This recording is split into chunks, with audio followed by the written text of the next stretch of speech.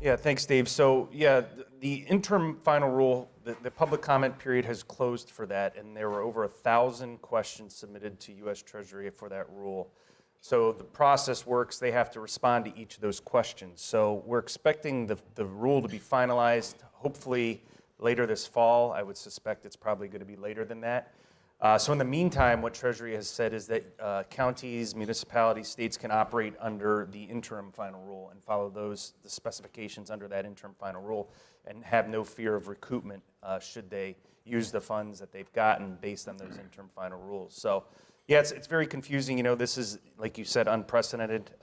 Counties, local units of governments are used to so much doing less with more, so this is new to them in general, and not having a final rule to determine how to use these funds is a bit concerning, but we're hopeful that that rule does get finalized in the next few months here, and then they can move forward on using those funds as best So how does the Association of Counties, how are you helping then these folks figure out what do you do between now and the finalization? What's the planning process look like? Yeah, so we've been counseling folks to be pragmatic, be slow with these funds. You have 3 years to spend them, 5 years to 3 years to allocate them, 5 years to actually spend them. We've pre-qualified 4 different vendors that can help folks with the process, whether it's reporting or giving red light, green light. These vendors have had experience with the CARES Act dollars with some of our counties, so they're very experienced in the process. They're very dialed in.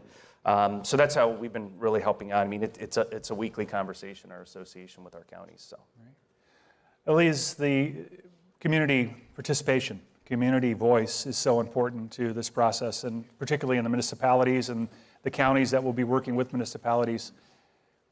How can we assure we're getting community voice, particularly from those that have been so disproportionately impacted by COVID? So it has to be an intentional and collaborative process, working effectively with community partners that you already have relationships with, and going out and making sure that you're speaking to people who don't generally come and talk to county government. In Washtenaw County, we started off by doing a series of community listening sessions, town halls, and a community survey. Generally, if you feel like you have talked to all the people that you need to speak with, you haven't, and so you need to continue doing that work. That's got to be a challenge for you. What's the on-the-ground game look like for you and your role in the county and making sure you're getting the right people there? Expect to have a lot of very difficult conversations. If all of the people that you're speaking with agree with what you're doing, you're not talking to the right people. And be prepared to pivot and change direction. So one of the things that we have been very intentional about in Washtenaw County is speaking to people who are generally angry with how we're doing our job, because that means that we're going to get the kind of feedback that we really need to get to speaking with people who have been most negatively impacted by COVID. Great. Well, thanks for taking on this difficult task.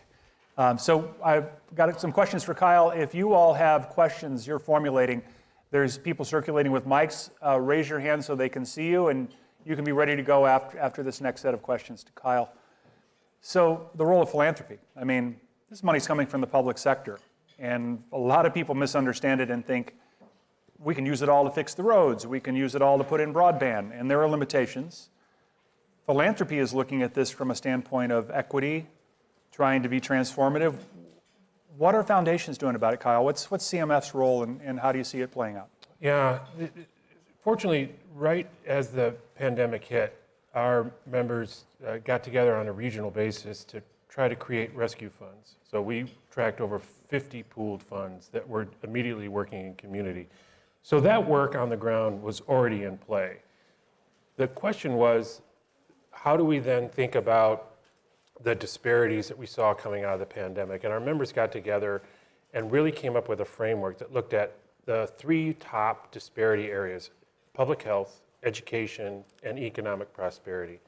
And we developed our policy lens now around those 3 bins. When the rescue dollars and recovery dollars became clearer, what we decided was philanthropy could now stand in what philanthropy does best, be a strategic partner to help lay the groundwork for scalable investments. So we have now, out of the recommendations coming out of a working group that we put together out of COVID-19, put together a pooled vehicle called a statewide equity fund.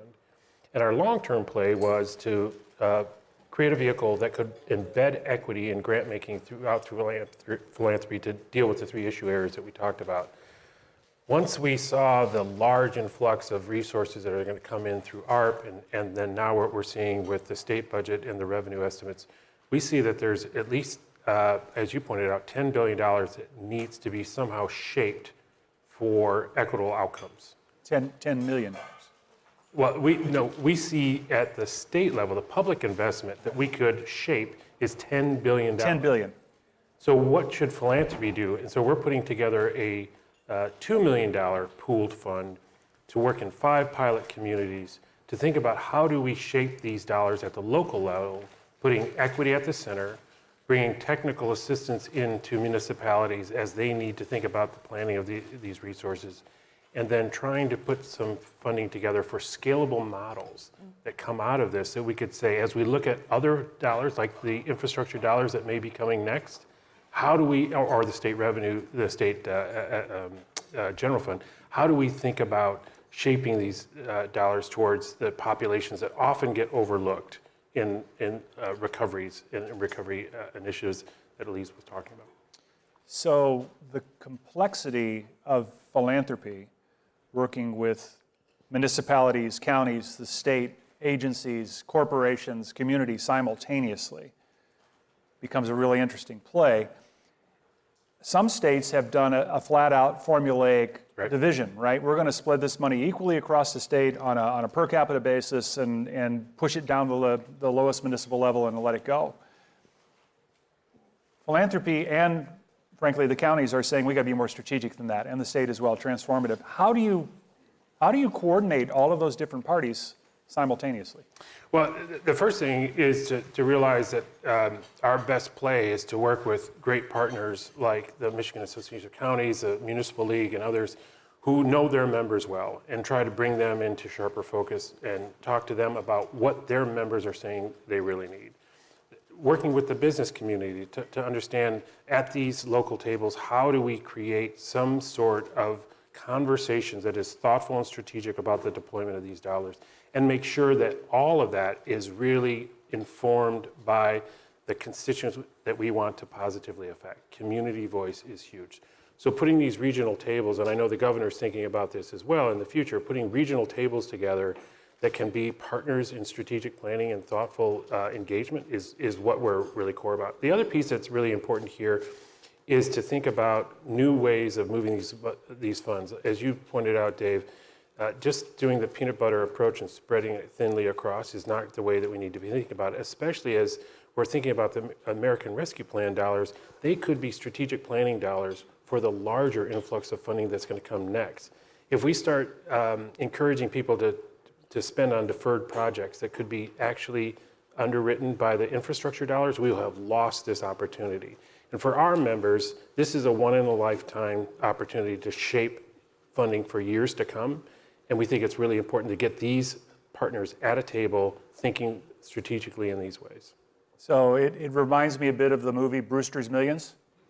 You got to spend this money to get this other money that's in play, and it's a daunting task to figure out how to coordinate. Questions from you all? Are there questions? Folks ready to go? If not, I got a load. There's one over here, Dave. Great, there's one over here. What are your thoughts on how we use because this is one-time money, how do we use it to make investments without creating programs that we then don't have the resources to sustain after this money's gone? Great. Steve, Sure. how do you think about that? Well, I mean, a lot of our counties have strategic plans out there, and they have categories for, maybe ongoing projects or one-time funding projects. And that's what we've been telling our folks is if you have a strategic plan, look at your strategic plan, use the funds for one-time transformational investments. This is a great opportunity to really transform local governments. Let's use it for that. Make sure you're following the guidelines, the different guidelines that are out there. But really refer back to your strategic plans. And then if you don't, then start putting work groups together, whether it's commissioners, community and development, if you've got relationships with foundations, other municipalities, work together to kind of come up with a great way to use those one-time funds. But we are definitely advising against any sort of ongoing funding that would require any ongoing funding beyond the 3 years. Great. Alize, how does this play out when you juxtapose it against the whole notion of community engagement, equity, and inclusion? Is there a fear that folks are thinking the plan's already set, the decisions are already made, I'm going to be left behind anyway? How do we balance this? So that's the beautiful thing about these funds is that we have some time to spend them down. We don't have to, they're not going to go bad if we don't spend them down in the first 6 months. And so really being intentional around your strategic plan, looking at what your organization, what your community has the opportunity to do with this. At Washtenaw, we're looking at strategic investment, long-term investment. We're not looking at programs because programs create ongoing liability. So creating structures that are going to allow us to use the funds that, have the opportunity to be transformational, but it's a one-shot deal. So we're not going to receive ongoing program dollars for this. Two of the areas that we've invested in initially are broadband and children's savings accounts, because those were dollars that could go towards really moonshot strategic investment, but are not going to create ongoing county liabilities in terms of program dollars. Great. So there's a clawback provision here, right? If you spend the money on broadband and the infrastructure bill then provides money for broadband, you're not going to be punished for that. Yes, and that was one of the things that we looked at in terms of equitable distribution of funds. We wanted to make sure that our county was appropriately positioned for a shovel-ready project that was already in the works related to broadband, that is a community need related to healthcare, education, isolation, and access for seniors, but that we weren't going to set money on fire. And so utilizing the funding and being creative while still staying within the guidelines that are kind of up in the air was really important. Great. Other questions? Dave, can I just amplify on this? The other thing I think is really important is that I think Steve hit on that, there are municipalities with master plans. There are business, community, and philanthropic alliances that also have master plans in community that are already in play. If you think about what Grand Traverse did, 7 years ago, and created a huge wide partnership of municipalities, government, and philanthropy, and have been working that master plan. And there are pieces that are still ready for quick deployment that these dollars could be a part of. I think that's an important partnership. I think the other thing I think that you mentioned that's really important, go slow to go fast and last, and have it last. I get really worried that there's a lot of reflex to put the money out in safe places that are quick deployment and low risk. And I get it. But what's going to happen long term is that we are going to really regret fast and efficient funding decisions when other communities, other states are going to take this long play and they're going to eat our lunch. And I think that's why I think philanthropy wants to be really helpful in being far more strategic about this. Great. Other questions? Oh, there's one up here in the front. Wait for his mic so other folks. All right. The city of Detroit is allocating about, I think, $16 million or so to creating a framework for accountability and making sure and compliance in moving these funds forward. I'm wondering how Washtenaw County and others are doing that. Is that a norm? And is there a lot of concern that having this much money spent this quickly will lead to misuse? So that's a really good question. I think for us, we were already in a position where equity is embedded into our DNA in terms of review process and board action. And so for communities that are not necessarily in that space, given the guidance that we've already received from Treasury about the importance of prioritization of both racial and economic equity initiatives, it presents more of a challenge. I feel like folks need to be very intentional from the top before you allocate a single dollar, making sure that you have clear evaluation structures in place, clear structures around accountability, because it's going to be very difficult to try and recreate that after you've already spent the money down. That raises a larger capacity question. it's one thing when you're in a county that has a dense population and a complex bureaucracy of employees that are skilled. It means another thing if you're in Emmett County, where I think the disbursement is going to be about $5 million. Steve, how are the counties dealing with this issue of making sure there's capacity in place for both the process but also for compliance?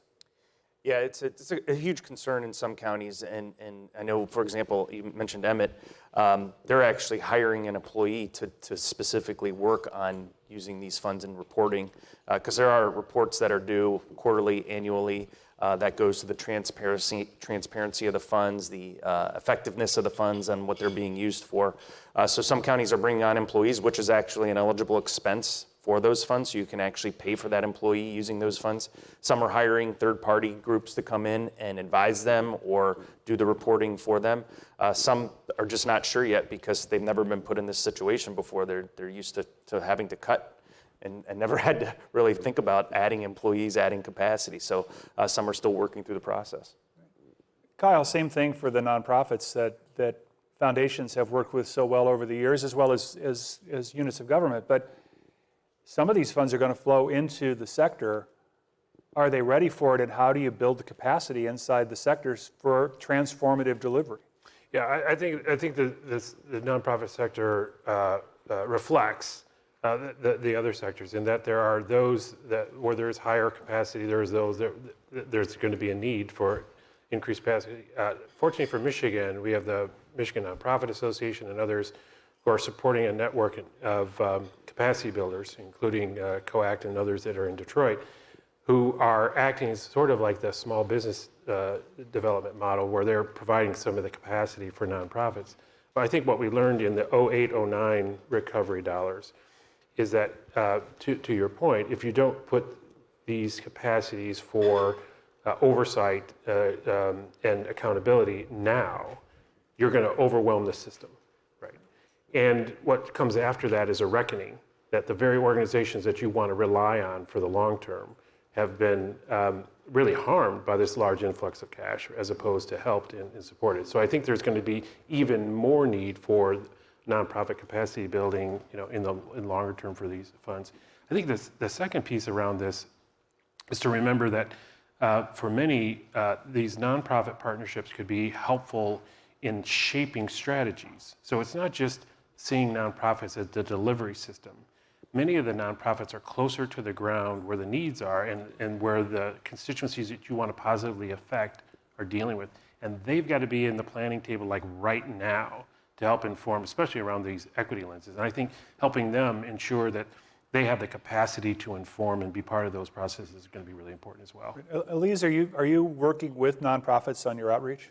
Absolutely. Washtenaw County has about 2,400 active nonprofits, and we enjoy strong community partnerships. Our ecosystem, over the course of the pandemic, in terms of our COVID response, we would not have been able to do it without those community partnerships.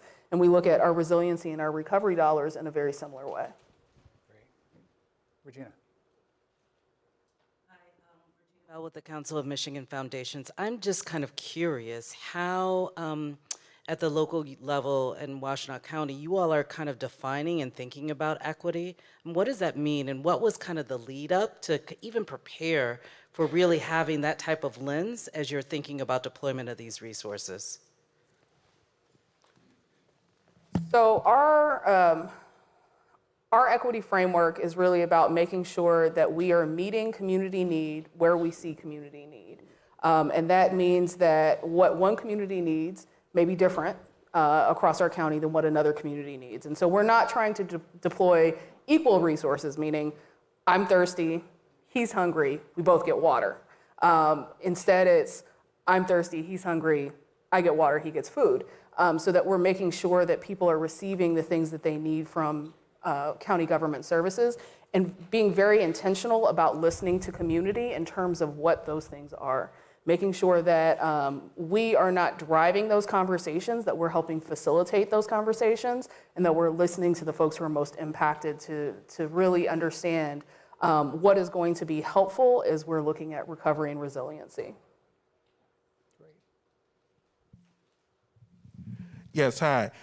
I have a question. It's kind of a combo. So one, knowing that there's the 4 categories of allocation spending with the ARP funds, in category 1, with respect to support to small businesses and nonprofits, in category 4, the necessary investments in water, sewer, and broadband, have you been able to determine what percentage of spending was being done with external businesses to fulfill those obligation points or support those businesses, and then breaking it down by communities of color or other disadvantaged or disaffected communities? In categories 2 and 3, where you can address employment and backfilling and bringing back folks or supporting public health and public safety, have you had goals relating to specifically trying to increase hiring within diverse communities or bringing back people from diverse communities into the workforce? And then lastly, with the Invest in America Act, if that passes, what percentage of those dollars do you plan or expect that you get would be spent with businesses and nonprofits to implement the projects versus the county or municipality administrative side of managing the flow of dollars and the back reporting? Thank you. That's a big bucket of popcorn you just gave me. Yeah, and some of the math is still in question, I believe. But anybody want to take a shot? Sure. To answer your second question first on the infrastructure package, I'm not sure if any of that will directly come to locals. I think most of that will flow through the state to the locals, through whether it's road commissions or whatever, whatever formula they're using at the state level. So it'll be a little different than the ARP funds that have come directly to counties. And then when you're talking about how the funds will be used in the communities, it's going to vary from community to community, and that's the beauty of these funds, is that each community can determine how to use those funds and where to deploy those resources. Because if you've been to one county in Michigan, you've been to one county in Michigan. They're all different. You can go to a Lapeer County where 95% of the county is a Caucasian population. And so their needs are going to be different than a Wayne County. So it's going to be up to those communities to look at their communities and figure out where the needs are and where to best to deploy those funds. But I think the ones that I've talked to are all looking at equity as a component of evaluation on how to disperse those funds, whether it's to businesses, nonprofits, whatever the case may be, but that will be a part of the evaluation process in most communities. Please, Kyle.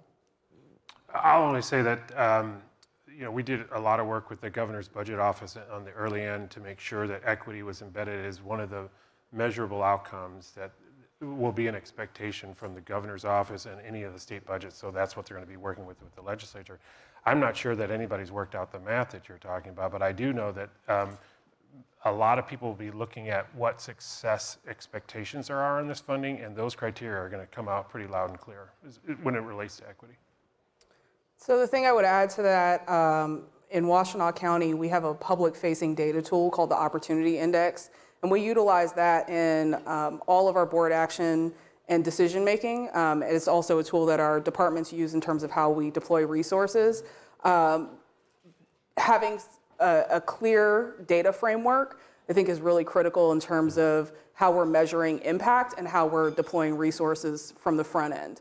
That being said, you have lies, damn lies, and then statistics. And so making sure that you're not only making decisions based upon the data, but also using community narrative and community engagement is very, very important. That opens up another can of worms. There's data-driven decision-making, which I think everyone's trying to use in this process. And then there's the politics of data decision-making. Are you anticipating, and Steve, let's start with you, are you anticipating backlash politically on any of these funds as they roll out, regardless of how well planned they are? I think there's always that potential. I mean, they're elected officials. Politics comes into the process, whether you like it or not. When you're looking at county level, we typically don't see politics get involved too much. Now that's me talking probably 3 years ago, not as much now, unfortunately. But yeah, I think it does come in. I also think, there's we're starting to see a little bit of pressure to use those funds now. And like I said, we've been advising folks be pragmatic, but there's going to be pressure from the community. There's going to be, perception maybe from the federal government that, well, were counties really hit that hard if they're able to sit on these funds this long? So I think there's a couple different components to the political side that you're looking at, that you're talking about when it comes to those funds. But I think again, it comes down to the community and how much politics enter into county government. So is this you're going to make half the population unhappy no matter what you do, or is the percentage going to be smaller than that? I think it's probably going to be smaller than that. I mean, these are transformational funds. These are significant funds. While one time, I think there is an opportunity to make a lot of your constituents happy. Right.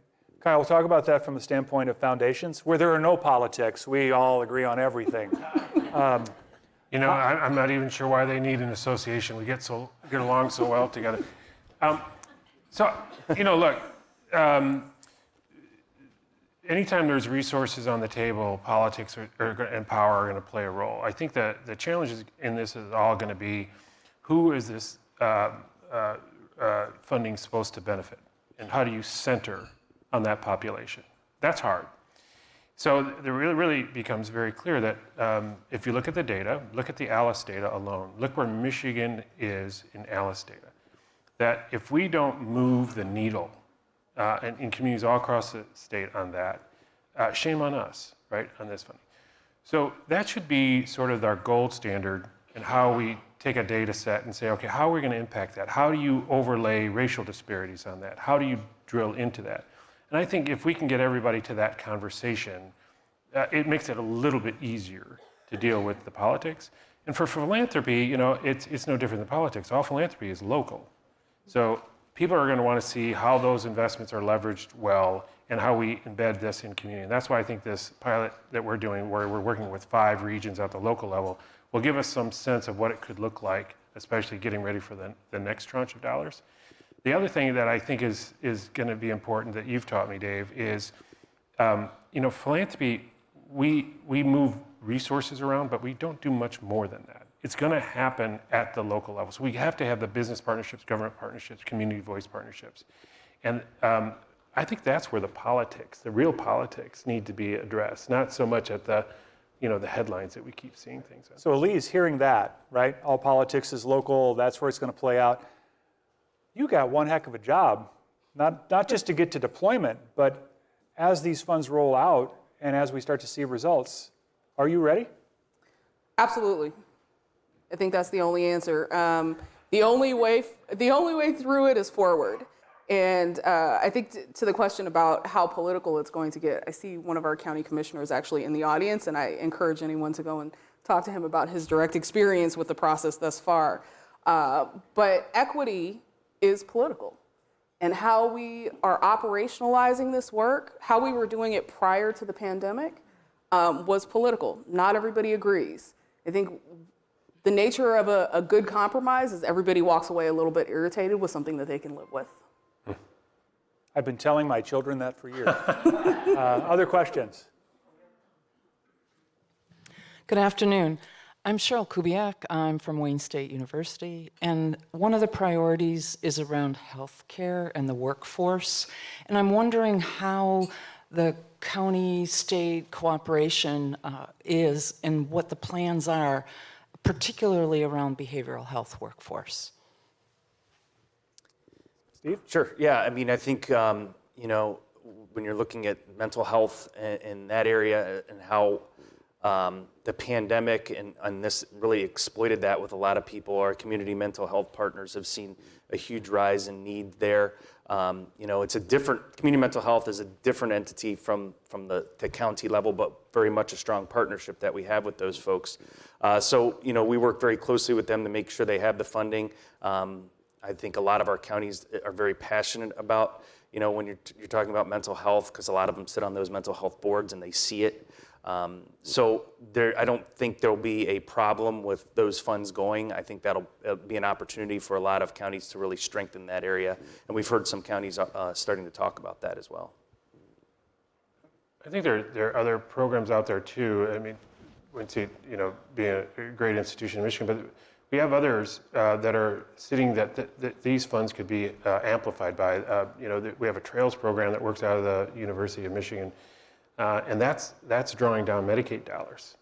They need a little bit of philanthropy, a little bit of private sector to bring down those federal funds. That could be scaled in a large way, and similar programs like that with these dollars and with the next tranche of dollars. So I think in that case too, it's a program that's looking at children and behavioral health and education. It's a great overlay of multi-dimensional issues. And there's several programs out there that we need to stop and look at the landscape and think about how do we leverage those into this work. Don't think of them as that's a separate program that we haven't thought about for these ARP dollars.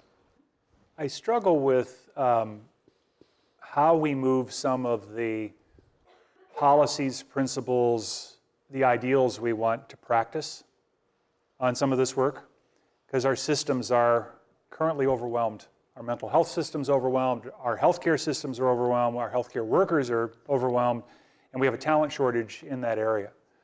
So this may be more of an editorial comment because I'm not sure anybody has an answer to this. How do we address that? I mean, how do we deal with, I'm not sure ARP dollars are going to be able to directly affect that, although there are ARP dollars that are looking at this issue in the health space. But it seems to me there's a lot of work to be done outside of the ARP dollars around healthcare, mental health, and in that entire industry, given what we're facing. I think, you're right. I don't know if there's a right answer, but I think what the ARP dollars have done have forced partnerships that maybe have not existed in the past that can maybe address some of those concerns down the road. A lot of my members that never really had a relationship with their community foundations, and we brought Kyle and some of his folks into some educational sessions of ours and to help develop some of those relationships. So while these funds may not directly answer that question, I think they form partnerships that may be able to work on some of these bigger issues long term that may not have existed in the past. Other questions? One here. Great panel, first of all, thank you. Oftentimes education dollars flow a little differently. And my question is, with the ARP dollars, will there be coordination or is there any insight in terms of how the education allocation of ARP will be facilitated? I think the education dollars are mostly formulaic, aren't they? And then it becomes the local districts? Yeah. Counties don't have any funding mechanism for school districts in Michigan. So I know in some states they're county-run school districts, but in Michigan there's really no direct relationship between counties and schools. Kyle, are you hearing any rumblings from your members around education and how to help coordinate in the local district space? Well, I think that, first of all, I just want to be really frank and honest. For some of them, it's a frustration, right? That they're expressing that they are not somehow coordinated and they're not braided. There are many that are working, especially in Detroit, that are trying to bring comprehensive wraparound services together and using all of the systems that are available to really bring them into sharp view for children. There's Hope Starts Here that starts in Southeast Michigan at Marygrove and so forth. I think that there's also some very serious conversations going on at the state level. We are hosting a coalition called Launch Michigan that's bringing the business community, unions, education community, philanthropy all together to try to think about how to address some of these larger systems that are just disconnected, but they're all about helping kids and helping kids be successful in the future that I think is now taking shape. I've lived in Michigan all my life. This is the first time that I've really seen all of the different sectors willing to have a conversation. I don't know if it'll mean as much as we hope, but I'm really delighted to see that we're seeing far more multi-sector partnerships that'll have the conversation that you're talking about, which we haven't seen for a long time. Education could live on its own, in its own silo. We're a decentralized education system. There's no state pressure for higher education, K-12 and pre-K, to even think about each other, and I think that's changing now, which I think gives us hope. Are we giving enough time to the community aspect of this? I'm concerned we've got these competing pressures of the clock is ticking, we've got to know what to do with our dollars, and community voice, while you're talking about this complex issue of education dollars, healthcare, et cetera. Alize, I know you're deep in that, but are you feeling that time pressure on top of the pressure of community voice, and how's that playing out? I think what we're seeing is an intentionality around doing things correctly. good government takes time. Good partnerships take time. And so we can go fast and we can get it wrong, or we can go a little bit more slowly and get it right. And unfortunately, that may be frustrating in some sectors, but we've already seen tremendous partnership across county government, across our CMH, our education systems, because they've been working directly with our public health systems over the course of the pandemic.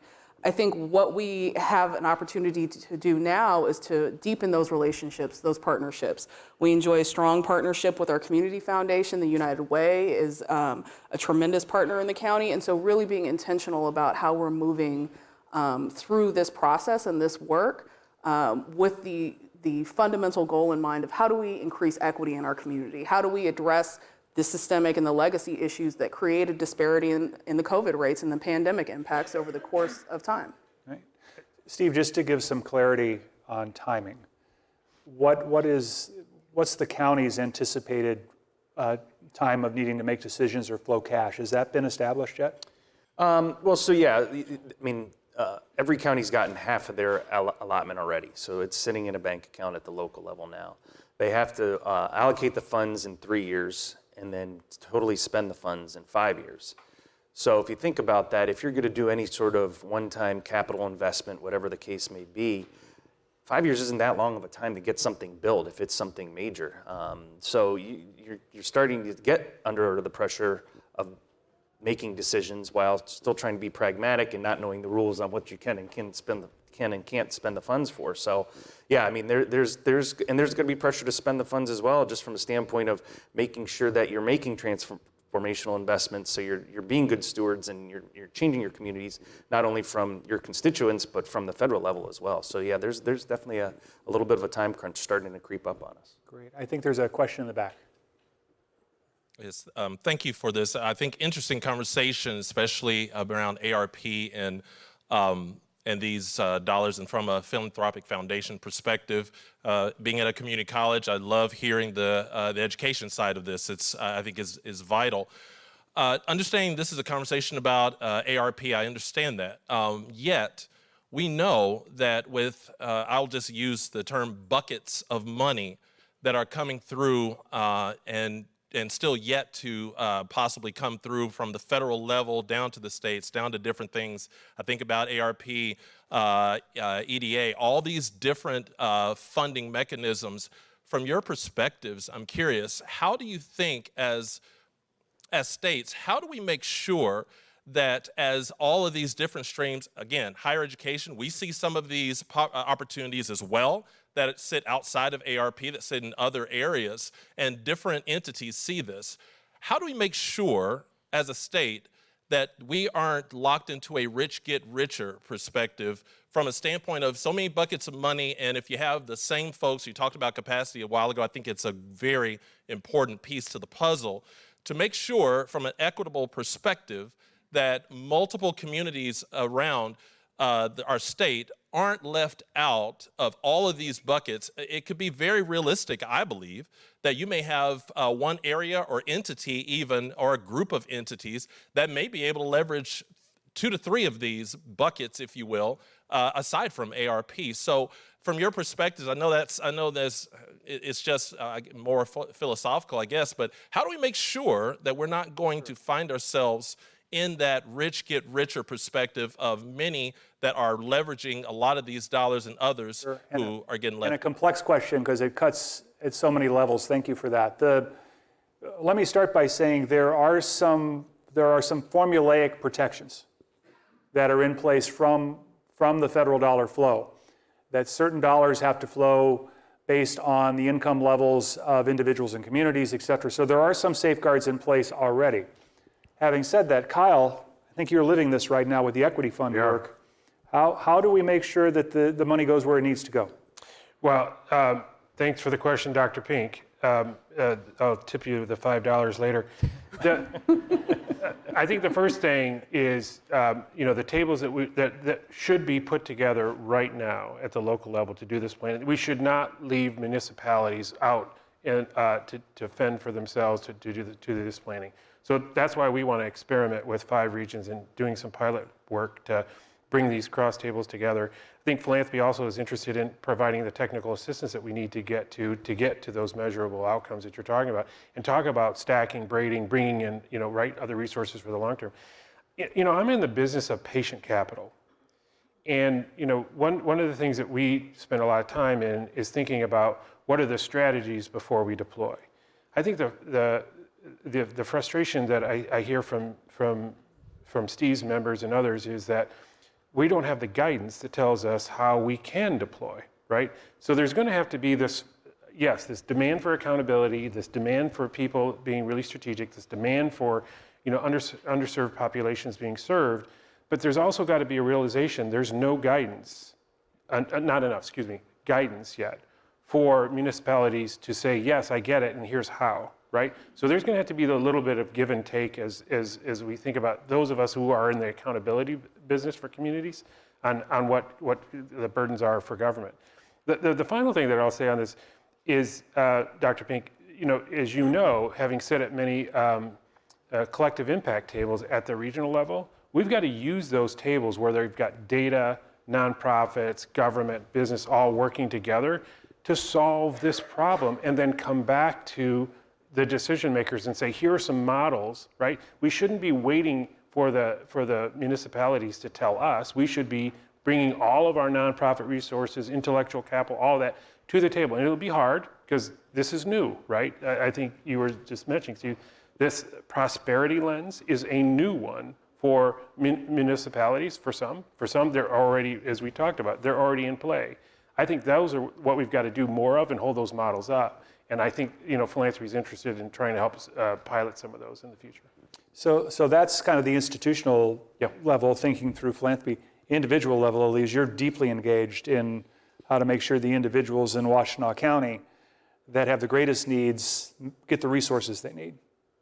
Absolutely. I think that starting from a place of who are the people who are usually at the decision-making table, and if those are the only people in the room, you don't have enough diverse perspective. And so really reaching into communities that have historically been underrepresented, and from the data we know have been disproportionately impacted. Working with our philanthropic partners, our community partners, our universities and education institutions, utilizing non-traditional methods, social media, and reaching out into communities that are not generally heavily engaged with government or decision-making.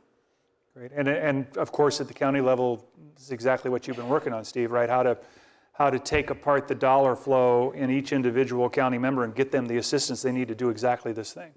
Right, and like I said before, it's going to come down to each county and how they determine to do that. The beauty of these funds are, they are at the local level, right? So you see these folks at the coffee shop. So in your communities, you can go talk to them. Everyone in this room can be a lobbyist and go talk to their communities and say, hey, have you thought of this? And work with them at the closest level that they can on putting together plans. And county commissioners are elected officials, and they'll be open to that. And I don't want to put Steve on the spot with a question that will say what I want to say on this. Not all counties are going to be equal on this, right? I think we have to be patient with the fact that when we're dealing with different nuances, different political lenses, different world perspectives, there's going to be some gnashing of teeth in some of these counties, and we're going to see some of the county flows, municipal flows, come in ways that don't seem to get at the greatest need, but they're going to be held up, and we're going to watch them. And we're going to watch the ones that do the job to get it to the areas that have the greatest disproportional need. There's a great learning opportunity here. Have you thought about how we're going to gather the learning from this from the county perspective? Yeah, we're seeing it through our national partners. The National Association of Counties has already started collecting some examples of what counties across the country are starting to do with the funds. We plan on doing the same thing from the state of Michigan's level. We haven't seen a lot of decisions. We've seen some processes laid out on how counties are going to be evaluating using these funds, and there's some great examples out there from like Monroe County, Lapeer County. They're developing policies up in Emmett County. Obviously, Wayne, Oakland, Macomb have a lot different capacity availability, and they've been through it with the CARES Act funding, same with Washtenaw. So they have already established some of the processes that they'll just use for the ARP funds. But it'll be interesting to see what some of the smaller communities do, like a Gladwin County or an Alcona County, and how they determine ways to use these funds, because a lot of those counties don't even have a county administrator. It's the county board chair that's performing those roles. So the capacity issues come into play when you start looking at the use of these funds and how each county is going to do it. Great. If you do have a question, raise your hand and somebody will find a microphone for you. So let's come back to the issue of capacity, because I have tremendous concern when we get back to this point of actualizing programs versus following principles or ideals. What can we do to make sure that the smallest municipalities have the resources they need at the nonprofit level and also in the county government level? I mean, I think about the role of philanthropy and gap filling.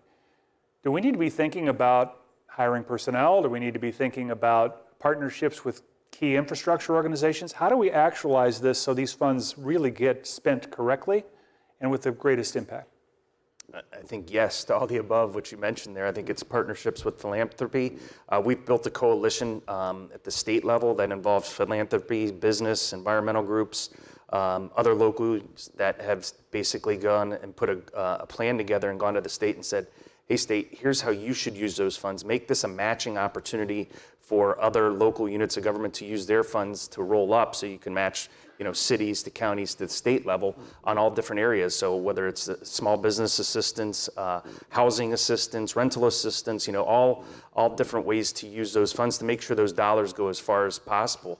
And then from your capacity component, it's going to be partnerships with philanthropy, other businesses. Everyone's going to have to chip in and help out, to make sure that that the I's are dotted and the T's are crossed. A lot of Michigan's fortunate. Every resident in Michigan is serviced by a community foundation. We have universal coverage, so that's a network that's available. And there's varying capacities there as well, but many of, if not all, of our community foundations are involved in the economic development space. They're involved, with their local housing nonprofits. They're involved with the food and security, right? They're involved in a number of services that we're all talking about, serving the populations we care about. But seeing them as a service provider or a grant maker may not be enough.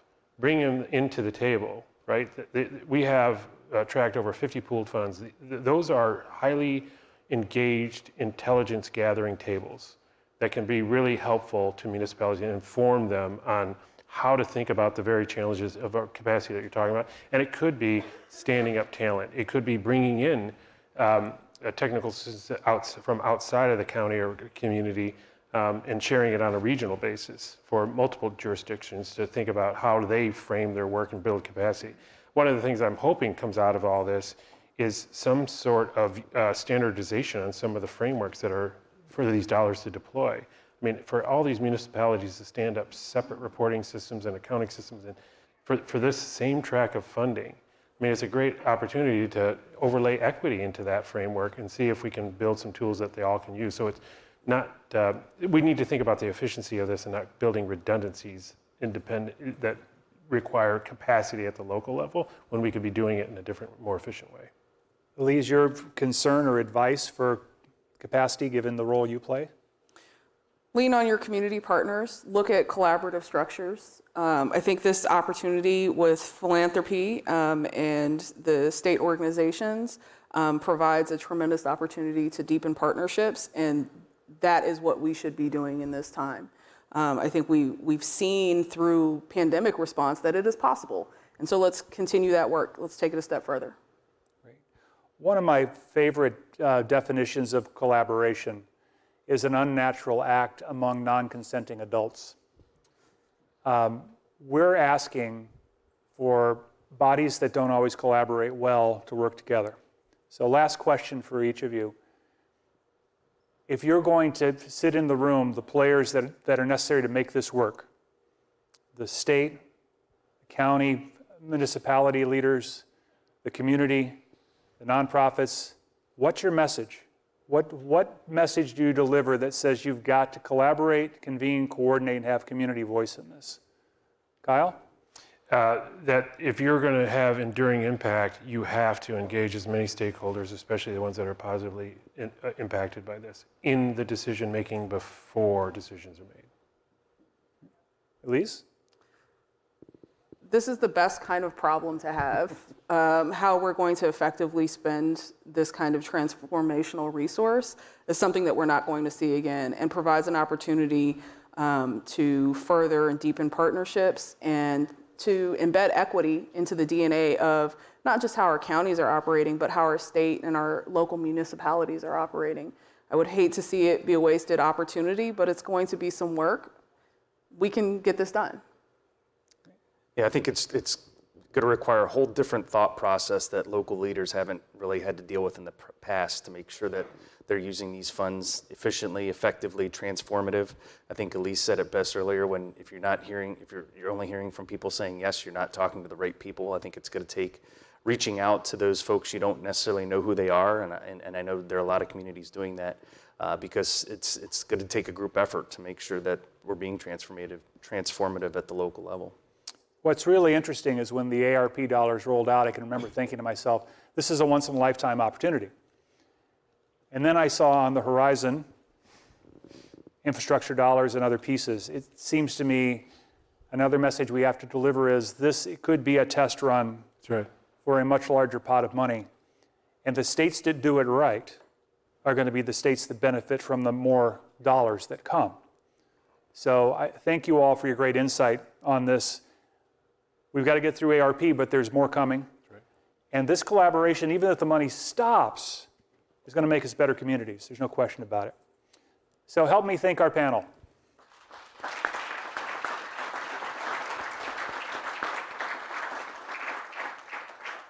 Terrific. Thank you. Enjoy the rest of your day.